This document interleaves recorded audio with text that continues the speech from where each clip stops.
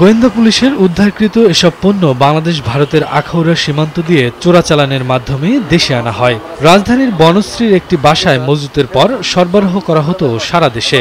একটি চক্র দীর্ঘদিন ধরেই এই কাজ করে আসছিল। দীর্ঘদিন নজরদারিতে রেখে অবশেষে ঢাকা মহানগর গোয়েন্দা পুলিশ রোববার রাতে 4 ধরনের ভারতীয় প্রসাধনী সহ চক্রের অন্যতম সদস্য ফিরোজ আলম বাবুকে গ্রেপ্তার করে। অভিযান টিম গতকাল সোমবার সকালে ডিএমপি মিডিয়া সেন্টারের সংবাদ সম্মেলনে পুলিশ জানায়, এই চালানেই প্রায় 48 লাখ টাকার প্রসাধনী ছিল, যার মাধ্যমে ফাঁকি দেয়া হয় 6 লাখ টাকার শুল্ক।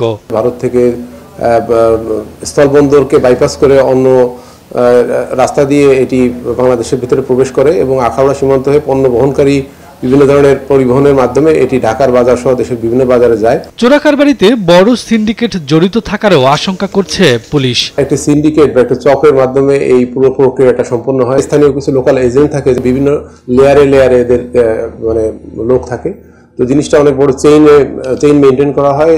চক্রের বাকি সদস্যদের গ্রেপ্তার ও চোরাকারবার বন্ধে গোয়েন্দা পুলিশ কাজ করছে বলে জানায় ডিএমপি। অভিযুক্ত ব্যক্তিকে আটক করে। শফিকুজ্জামান রুবেল, সময় সংবাদ, ঢাকা।